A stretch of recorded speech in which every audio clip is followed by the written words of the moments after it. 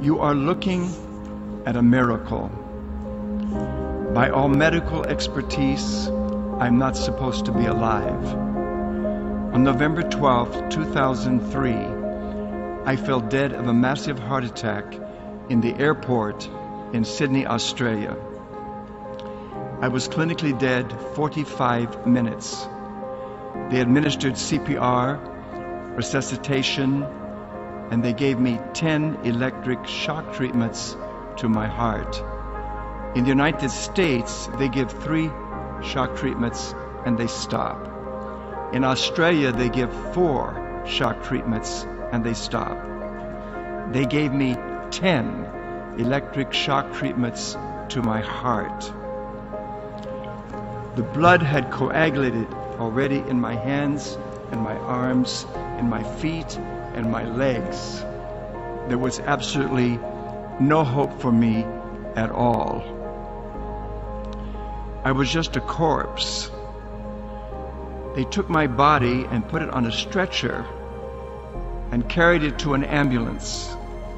And the paperwork had been finished, and it was DOA, dead on arrival at the hospital.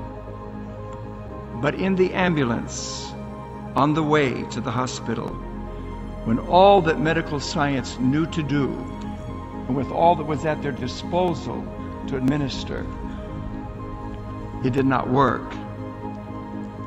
But in the ambulance, just a corpse lying on that stretcher, Jesus stepped on board that ambulance, and my heart began to beat, and the breath came back.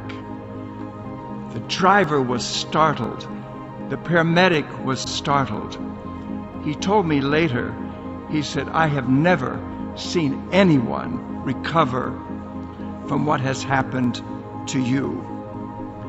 This all happened November 12th, 2003. After several weeks in Australia, I returned to the United States to my home by myself because I was totally healed. In 2004, I went to a hospital in Jackson, Tennessee for just a major checkup, and they gave me a complete blood lipid profile. Triglycerides, LDLs, HDLs, cholesterol, etc. In a couple of weeks, I went back for the results, and when I walked in, the doctor looked at me and he said, your results are absolutely excellent. He said, but Reverend, we now can check the DNA in a person's body. We decided to check your DNA. He said, when we checked your DNA, he said, when God raised you miraculously from the dead, he removed the APOE genetic marker for heart disease out of every cell in your body. He said, that is impossible. It's impossible. He said, only God could do such a thing. He said, when God healed you and raised you up, he totally, miraculously healed you.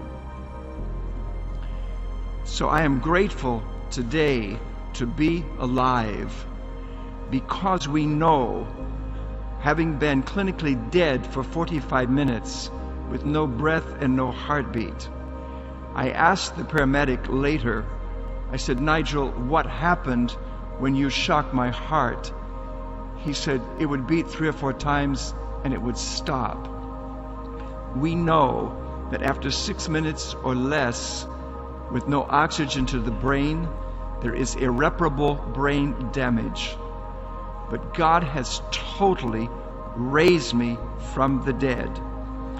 Finally, a doctor looked at me and he said, you have defied all the laws of medical science. I looked at him and I said, I didn't, but I know the one who did.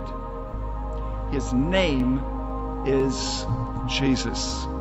I am an apostolic Christian.